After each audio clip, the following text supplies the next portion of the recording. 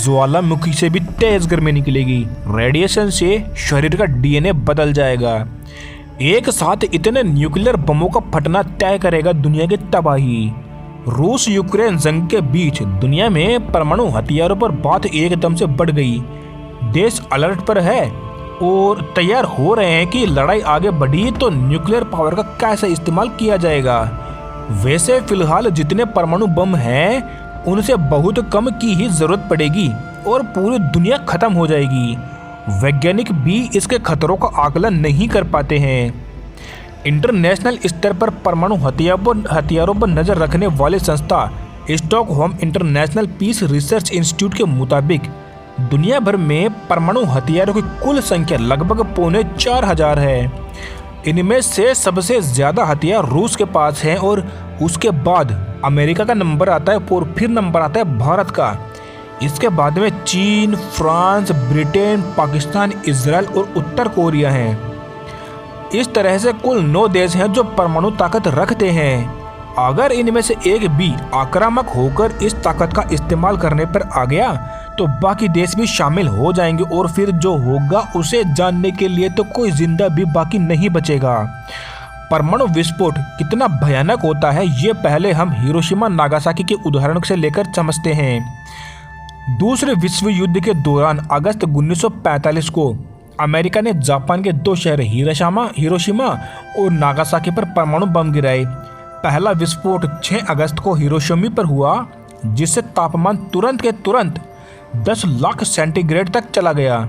ज्वालामुखी से भी ज्यादा गर्मी में 2/3 शहर तुरंत खाक हो गया। इमारतें, इंसान, पशु और पेड़ पौधे तक सब नष्ट हो गए। तेज गर्मी और रेडिएशन से हुई मौतें। 9 अगस्त को नागासाकी पर बम गिराया गया। इसमें भी वही हाल हुआ। आग और बेतहाशा गर्मी से लोग पटापट मरने लगे। जो बाकी रहे वे खतरनाक विकिरणों से मर गए यानी रेडिएशन से। बम के सेंटर से लेकर 1 किलोमीटर से ज्यादा की जगह में जली हुई जमीन के अलावा और कुछ दिखाई नहीं दे रहा था। कई लेखकों और पत्रकारों ने इस मंजर का अपनी किताबों में डरा देने वाला वर्णन किया है। हालांकि वे ये मानते हैं कि उनके लिखने में कुछ कमी रह गई है। असल हाल तो इससे भी बहुत ज़्यादा डरावना था। क्या होता है विस्फोट के बाद, आइए जानते हैं। न्यूक्लियर ब्लास्ट के बाद 10वें सेकंड से भी कम समय में जिस इलाके पर यह गिरेगा वहाँ की ज़मीन आग की तरह धधकने लगती है। इसमें इतनी गर्मी होती है जिसकी तुलना किसी भी चीज से नहीं की जा सकती। चारों ओर सफेद तेज चमक पैदा हो सकती है। विस्फोट के 3 बड़े असर होते हैं। पहला, ज्वालामुखी की आग से भी ज्यादा तेज गर्मी से गुजरकर होते। दूसरा और बेहद खतरनाक असर होता है रेडिएशन का, जिसे आयोनाइजिंग रेडिएशन कहते हैं। इसमें गामा किरणें निकलती है जो एक्सरे से कई गुना खतरनाक होती है।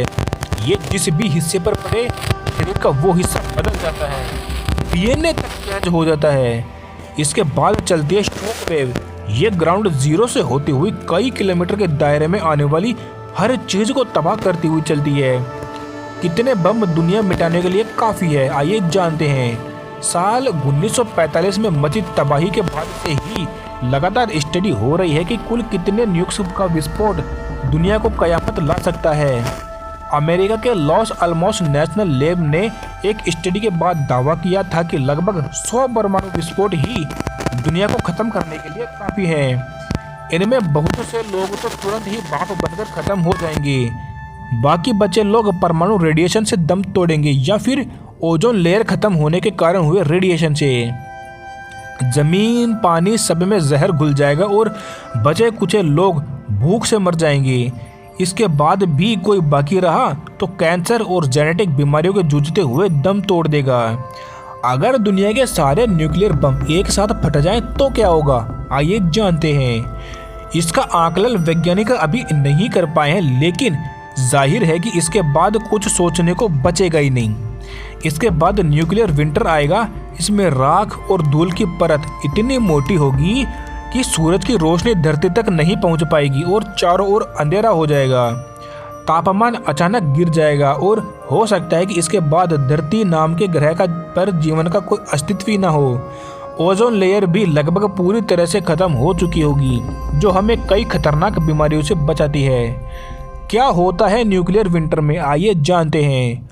कुछ समय पहले Rutgers University of Colorado Boulder और National Center for Atmosphere Research के शोधकर्ताओं ने एक मॉडल तैयार किया था, जिसमें यह जानने की कोशिश की गई कि अगर सिर्फ अमेरिका और रूस के बीच परमाणु युद्ध हो तो धरती को किस तरह का नुकसान होगा। स्टडी में पता चला कि पूरी दुनिया में 10 साल के लिए न्यूक्लियर विंटर में चली जाएगी। इसमें धरती का तापमान लगभग 9 डिग्री सेल्सियस तक गिर जाएगा और इसके बाद गिरता ही चला जाएगा और सब कुछ खत्म हो जाएगा। साइंस से रिलेटेड ऐसा ही और वीडियोस देखने के लिए आप हमारे इस चैनल को सब्सक्राइब करें। धन्यवाद।